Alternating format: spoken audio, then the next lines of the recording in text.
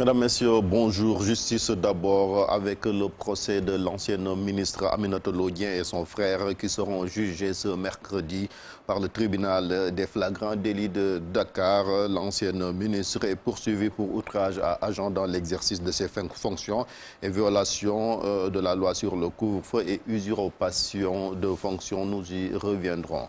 On parlait de justice toujours avec l'audition sur le fond aujourd'hui de Boubacar Seye, le président d'Horizon Sans Frontières, fera face au juge d'instruction du premier cabinet du tribunal de grande instance de Dakar. Pour rappel, il a été placé sous mandat de dépôt il y a environ 3 semaines pour diffusion de fausses nouvelles sur le financement de l'Union européenne dans la lutte contre l'immigration clandestine. Boubacar Seye donc a même été transféré au pavillon spécial de l'hôpital Aristide Le Dantec pour des raisons sanitaires.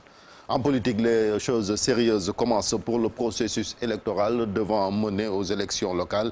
Les experts de l'audit de tous les pays africains sont donc arrivés à Dakar. Ils ont 3 mois pour rendre leurs conclusions et tout porte à croire que les locales se tiendront au courant 2021. Explication Abdoulaye Cissé. La team audit du fichier électoral est composée d'un expert légal juridique, d'un spécialiste de la biométrie, d'un ingénieur des systèmes informatiques et d'un démographe statisticien. Ils sont 4 experts de haut niveau et le Sénégal a fait le pari de l'expertise africaine. Ils nous viennent du Mali, du Gabon, du Togo et de la Guinée. Des voisins africains certes, mais l'expertise et la neutralité ont guidé le choix du Sénégal à travers le partenaire consultant américain, l'USAID, chargé de la mise en œuvre. Les 2 premiers experts de l'audit du fichier électoral sont déjà arrivés à Dakar et ont d'ores et déjà commencé le travail de fouille et vont être rejoints par leurs 2 autres camarades. L'audit est un des maillons essentiels du processus électoral qui fera également l'objet d'une évaluation par un groupe de 5 autres experts. Une phase d'évaluation entièrement financée par l'État du Sénégal, mais le recrutement confié à l'USAID qui a déjà validé le choix d'un Belge comme chef de mission et le 5 majeur compte aussi un Burkinabé, un Béninois, un Slovaque et un Américain d'origine sénégalaise. Ce dernier est un spécialiste de la biométrie et des bases de données. De source sûre, le président de la République attend les conclusions dans un délai de 3 mois, mais il est décidé à définir le calendrier électoral pour les élections locales courant 2021. Ces opérations d'audit du fichier et l'évaluation du processus électoral marquent à coup sûr le top départ pour qui veut briguer le suffrage dans les collectivités territoriales. Divulgation du patrimoine supposé appartenir à donc Idriss Seck. L'OFNAC, l'Office national de lutte contre la corruption, se lave les mains et précise que la déclaration de patrimoine est traitée dans le strict respect de la confidentialité. Les personnes qui sont préposées à la réception et à la conservation de ces documents sont toutes assermentées et les procédures mises en place en la matière ne permettent aucune violation des données personnelles des assujettis.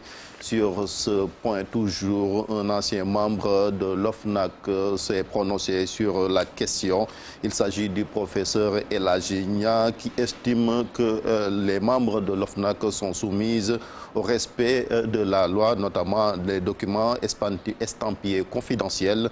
Quant à Mohamedou Moustapha Diagne, qui est leader d'un parti politique, membre de la coalition Benno Bokk Yakaar, il se dit contre la déclaration de patrimoine Tafaranying Youssoubaro. Moustapha Diagne jette un pavé dans la mare.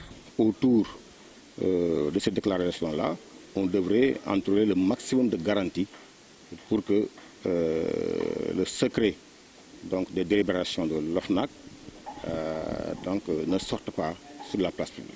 Pourtant, la déclaration de patrimoine est une exigence de l'UEMOA, mais elle est confidentielle selon cet ancien membre de l'OFNAC. C'est une affaire privée, c'est l'individu qui vient, qui déclare au niveau du département déclaration de patrimoine et l'information est gardée confidentielle. Ça, c'est notre loi, c'est le Sénégal qui a fait le choix. Il y a un département de 2 ou 3 personnes qui gèrent cette déclaration. Je suis membre fondateur de l'OFNAC, j'ai fait 6 ans dans cette structure, mais je n'ai jamais vu la déclaration de patrimoine d'autrui. J'ai jamais vu. Le professeur El Hadj Niang exprime son étonnement sur le patrimoine attribué à certains assujettis. Les gens qui reçoivent la déclaration de patrimoine prêtent serment. Ils sont tenus au silence absolu, même à l'intérieur de la structure. Je crois que ce que vous avez vu dans le net, ça doit être une liste de biens supposés appartenir à Idrissa Seck. Mais ce n'est pas du tout la déclaration de patrimoine d'Idrissa Seck. Donc, et là, vraiment, je demande à l'OFNAC de garantir le secret donc, de ces déclarations-là. Donc, c'est une clause extrêmement importante. Et d'ailleurs, c'est pourquoi donc, les assujettis-là résignent à faire des déclarations. Ce débat est relancé par l'annonce de la déclaration de patrimoine d'Idrissa Seck à l'OFNAC pour se conformer au code de transparence dans la gestion des affaires publiques. Programme Zéro enfant dans la rue, la Fédération des associations des écoles coraniques qualifie d'acharnement la démarche pour la structure. La cible de ce programme n'est autre que les talibés. La fédération interpelle le président de la République pour mettre un terme à cette opération, faute de quoi elle compte dérouler un plan d'action. Mohamedou Lamine Fall, deuxième vice-président de cette fédération, au micro de Ibrou Kane et Youssou Baro. Tous les maîtres coraniques du Sénégal actuellement sont fâchés de ce qui se passe actuellement. On peut même dire que c'est du jamais vu dans l'histoire de l'enseignement coranique au Sénégal, qui est l'acharnement avéré de la part de l'État à l'endroit des Serigne Dara, mais surtout à l'endroit des talibés de Dara. Et cet acharnement est piloté par la direction de la protection de l'enfance, avec l'appui des CDPE. Et on a constaté dans beaucoup de départements du Sénégal, les talibés sont les cibles de ce comité. Parce que leur programme s'appelle Programme Zéro enfant dans la rue. C'est ce qu'ils disent, c'est ce qu'ils prétendent de dire, n'est-ce pas?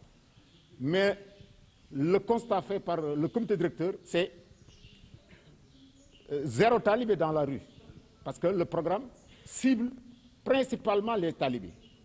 C'est pourquoi nous lançons un appel solennel à l'endroit du chef de l'État, qui est le chef suprême de l'État, qui est la première autorité que nous saisissons directement pour qu'il prenne ses responsabilités par rapport à ce qui se passe actuellement. Santé et religion, suspension des veillées funèbres et limitation des personnes dans les cimetières, les églises et les maisons mortuaires. L'église donc a pris de nouvelles mesures. Monseigneur Benjamin Ndiaye invite les fidèles au respect strict des mesures barrières pour lutter contre la propagation du virus. Dans ce contexte de deuxième vague, nos reporters Abdoulaye Diop et Diafar Abba se sont rendus à la paroisse de Grand-Yoff pour voir comment ces mesures sont accueillies par les fidèles. 11 heures à la paroisse Saint-Paul de Grand-Yoff. Des voix tristes chantent en chœur pour une messe d'enterrement. Mais, même s'il y a du monde, le curé a rappelé les mesures prises par l'archevêque de Dakar. Le curé, dans son rôle de guide, n'a pas manqué de revenir sur ces décisions justement prises. Et vous l'avez entendu, même au niveau des cimetières, le nombre de personnes qui vont accompagner désormais les défunts est limité à 25. Tout ça pour essayer d'enrayer la propagation de la maladie. À la sortie de l'église, le mouvement Les Jeunes Catholiques Engagés procède à la levée du corps. Le tout dans le strict respect des mesures prises. Il s'agit de la suspension des veillées funèbres à la maison mortuaire et de la présentation des condoléances par téléphone, entre autres. S'il a pris ces mesures, c'est pour notre bien, pour notre santé.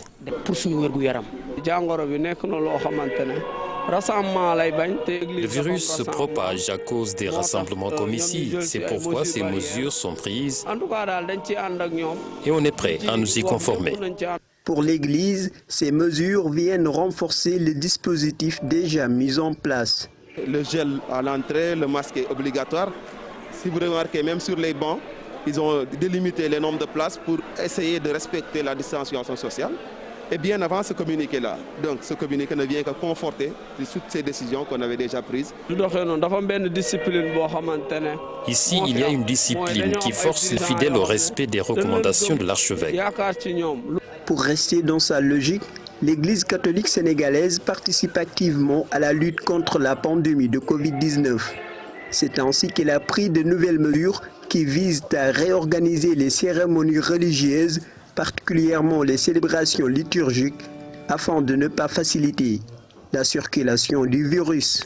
En plus bref, le président Macky Sall, le président en exercice de l'Union africaine pour la période 2022-2023, selon la présidence de la République, la CEDEAO a endossé la candidature du Sénégal pour la présidence de l'UA à l'issue d'un sommet extraordinaire tenu hier mardi en visioconférence. L'élection du président Macky Sall sera formalisée ce week-end lors du sommet ordinaire de l'Union africaine. Pour rappel, le Sénégal prendra ainsi le relais après la RDC élue pour la période 2021-2022 à l'issue du mandat de l'Afrique du Sud qui vient de se terminer, informe la présidence de la République. Fatih. Merci beaucoup, Chérif Dia, pour la première Tasse Actu. Rendez-vous à 8h pour la deuxième partie. Tout de suite, la revue des titres et ce sera toujours avec Chérif.